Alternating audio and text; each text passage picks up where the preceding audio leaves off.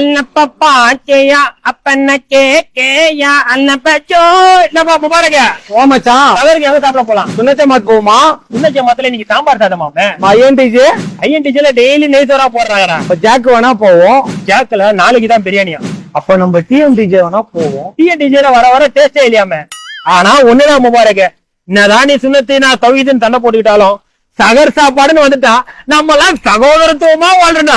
என்னப்பா மன்சூரே ஒரே டிஎன்டிஜே ஐஎன்டிஜேன்னு பேச்செல்லாம் பலமா இருக்குது. இல்ல பாய் சகர் சாப்பாடு எங்க போலான்னு பிளான் பண்ணிட்டு இருக்கோம். ஆனா ஒண்ணு பாய் வர வர இந்த பள்ளிவாசல் நிர்வாகிகள் எல்லாம் ரொம்ப கஞ்சமாயிட்டாங்க. என்னப்பா சகர் சாப்பாடு போறதுக்கு கையே வர மாட்டேங்குது. ஏதோ அவங்க அப்பா வீட்டு காசுல இருந்து எடுத்து கொடுக்குற மாதிரி டெய்லி சைவமா போடுறாங்க. எனக்கு இதுல உடன்பாடு இல்லை. ஓ அப்ப சகர் சாப்பாடு பல இடங்களுக்கு போவீங்களா? எங்கெல்லாம் போவீங்க? எங்க சாப்பிடுவீங்களா பாய்? சகர் சாப்பிடுறதுன்றது ஒரு கலை பாய். அதுக்கு பெரிய லிஸ்டே வச்சிருக்கிறோம். மண்ணடியில எனக்கு மந்தி சோறு போடுவாங்க, ராயப்பேட்டையில என்னைக்கு ரசம் சோறு போடுவாங்க, சைதாப்பேட்டையில என்னைக்கு சகாபாக்கள் பத்ரு சகாபாக்கள் தினம் கொண்டாடுவாங்க, விருதுநகர் ஹோட்டல்ல என்னைக்கு விருந்து பிரியாணி போடுவாங்க.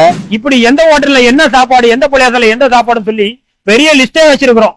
இதுக்குன்னு சொல்லி நாங்க ஒரு வாட்ஸ்அப் குரூப்பே வச்சிருக்கிறோம். சகர் சகோதரர்கள் சொல்லி வாட்ஸ்அப் குரூப்பே கிரியேட் பண்ணி எந்த பள்ளியில என்னைக்கு கறி சோறுன்னு சொல்லி எங்களுக்கு ஆட்டோமேட்டிக்கா நோட்டிபிகேஷன் வந்துடும். ஆனா ஒண்ணு பாய், இதுல ஹைலைட்டே ஒரு விஷயம் என்னன்னா, கோவத்துல 27 அன்னைக்கு ஒரு ஸ்பெஷல் சகர் ஒண்ணு ஏற்பாடு பண்ணுவாங்க. அன்னைக்கு இங்க இருந்து ஈசிஆர்ல வேலியிலே போவோம். போய் சகர் சாப்பாடு முடிச்சுட்டு அங்க இருந்து வேலியிலே வீட்டுக்கு வந்து மஜா தான் அன்னைக்கு. சரிப்பா, சகர் சாப்பாடுல உலக சுற்று வாலிபர்களா சுத்துறீங்களே, அப்ப ஃபஜர் எங்க தொழுவீங்க? அது எதுக்கு?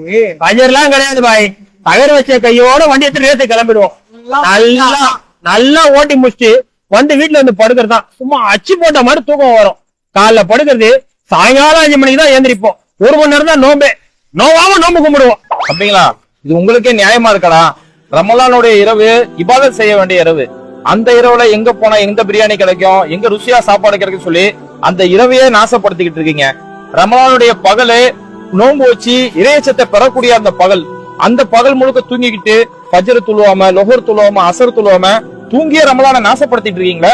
ஒண்ணும் இல்லப்பா, இன்னைக்கு நம்ம பேசிட்டு இருக்கோம்ல, எங்க ருசியான சஹர் கிடைக்கும், எங்க ருசியா இஃப்தார் கிடைக்கும் நம்ம பேசிட்டு இருக்கோம்ல, இந்த நேரத்துல தாங்க காசாவுடைய மக்கள் இருந்துகிட்டு இருக்காங்க. காசாவுடைய மக்களுக்கு சஹர் சாப்பிடுறது கூட அவங்களுக்கு உணவு இல்ல. சஹர் சாப்பிட உணவு இல்லாம பசியோட சஹர் செய்யறாங்க. இப்படி எல்லாம் மக்கள் வாழும்போது நம்ம சஹருக்காக, சாப்பாட்டுக்காக இந்த ரமலான் நம்ம வீணடிச்சிட்டு இருக்கோம். அதுக்கு நாங்க சாப்பிட வேணாம், சஹருக்கு எங்கேயும் போக வேணாம்னு சொல்லல.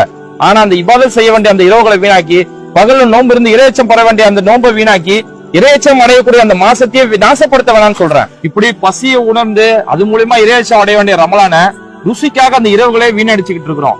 பகல்ல நோன்பு இருந்து அல்லாஹ்வுடைய அச்சத்தை ஏற்படுத்த வேண்டிய இந்த ரமலான்ல அதுல ஃபர்லான தொழுகைகள் கூட விட்டு நம்ம நாசப்படுத்திட்டு இருக்கோம்னா, அப்ப இந்த ரமலான் நமக்கு என்ன கிடைக்கும்? நபி ஸல்லல்லாஹு அலைஹி வஸல்லம் சொல்லியிருக்காங்க, யார் ரமலானை அடைஞ்சோம் பாவ மன்னிப்பு பெறவில்லையோ அவங்க நாசமாகட்டும் நபி ஸல்லல்லாஹு அலைஹி வஸல்லம் துஆ செஞ்சிருக்காங்க.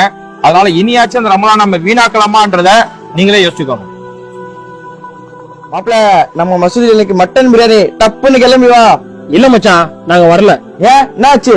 இனிமே நாங்க வீட்லயே தயார் செஞ்சு 5 வேளை தொழுதுட்டு காசா மக்களுக்காக துவா செய்ய போறோம்டா.